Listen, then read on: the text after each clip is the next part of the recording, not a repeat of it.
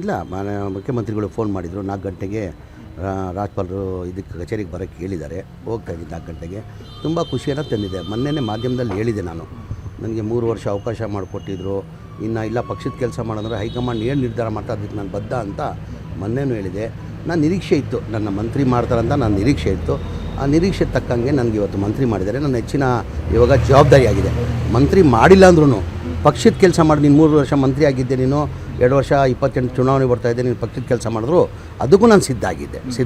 ನಿಮ್ಮ ಸಪೋರ್ಟಿಗೆ ಭಾಳ ಜನ ನಿಂತರು ಸರ್, KPC ಅಧ್ಯಕ್ಷರು, ಮುಖ್ಯಮಂತ್ರಿಗಳು, ಎಸ್ಪೆಷಲಿ KC ವೇಣುಗೋಪಾಲ್. ಇಲ್ಲ ಎಲ್ಲರೂ ಈಗ ಎಲ್ಲರೂ ನಿಂತ್ಕೊಂಡು ಆಗಿದ್ದಕ್ಕೆ ಇವತ್ತಾಗಿರೋದು. ಎಲ್ಲರೂ ನಿಂತು ನಾನು ಆಗಲೇಬೇಕಂತ ಇದ್ದಕ್ಕೆ ಇವತ್ತು ಆಗಿರೋದು. ನಾನು ಯಾರೂ ತಪ್ಸಕ್ಕಾಗಿಲ್ಲ, ತಪ್ಸಕ್ಕಂತ ಇಲ್ಲ. ಈಗ ನಮ್ಮ ಪಕ್ಷ ಏನು ಹೈಕಮಾಂಡ್ ಪಕ್ಷ, ಹೈಕಮಾಂಡ್ ತೀರ್ಮಾನ. ಎಲ್ಲರೂ ನಾನು ಮುಂಚೆನೂ ಭಾಳ ಸತಿ ಹೇಳಿದ್ದೀನಿ, ನಮ್ಮ ಅಭಿಪ್ರಾಯ ನಾವು ಹೇಳ್ಬೋದು. ಅಂದರೆ ತೀರ್ಮಾನ ಮಾಡೋರು ಯಾರು? ಹೈಕಮಾಂಡ್ ತೀರ್ಮಾನ ಮಾಡೋದು. ನಾವು ಸುಮ್ಮನೆ ಹೋಗಿ ದಿಲ್ಲಿಯಲ್ಲಿ ನಮ್ಮ ಕೊಡಿ ಅಂದರೆ ಅದೆಲ್ಲ ಆಗಲ್ಲ. ಅಭಿಪ್ರಾಯ ಹೇಳ್ಬೋದು, ಇಂಥವ್ರನ್ನ ಕೊಡಿ ಅಂಥವ್ರನ್ನ ಕೊಡಿ ಅಂತ. ಅವರು ಅಲ್ಟಿಮೇಟ್ ತೀರ್ಮಾನ ಮಾಡೋರು ಯಾರು? ಹೈಕಮಾಂಡ್ ಯಾರಿಗಾನ ಮಾಡಬೇಕಾದ್ರೆ ಸುಮ್ಮ ಮಾಡಲ್ಲ. ಮಂತ್ರಿ ಮಾಡಬೇಕಾದ್ರೆ ಅವ್ರದ್ದೇ ಅಂತ ಒಂದು ಸರ್ವೆ ಮಾಡಿರ್ತಾರೆ. ಸರ್ವೆ ಮಾಡಿ ಪಕ್ಷಕ್ಕೆ ಎಲ್ಲ ಲಾಭ ಆಗ್ತದೆ, ಅದಕ್ಕಿಂತ ಹೆಚ್ಚಾಗಿ ರಾಜ್ಯಕ್ಕೆ ಮಂತ್ರಿ ಮಾಡಿದ್ರೆ ಈ ರಾಜ್ಯದ ಜನಕ್ಕೆ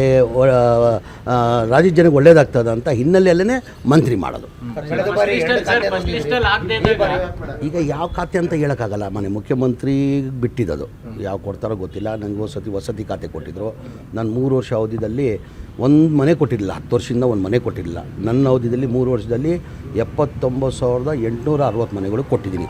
ಇನ್ನು 33,000 ಮನೆ ರೆಡಿ ಮಾಡ್ಕೊಂಡಿದ್ದೆ. ನಾನು ಜೂನಲ್ಲಿ ಕೊಡಬೇಕಂತ ಇದ್ದೆ. ಅಷ್ಟೊಂದು ಸರ್ಕಾರ ಬದಲಾವಣೆಯಾಗಿ ಹೊಸ ಮುಖ್ಯಮಂತ್ರಿಗಳು ಬಂದರು. ಈಗ ಯಾವ ಖಾತೆ ಕೊಟ್ಟರು, ನಾನು ಯಾವ ಖಾತೆ ಕೊಟ್ಟರು ನಿಭಾಯಿಸ್ತೀನಿ ನಾನು.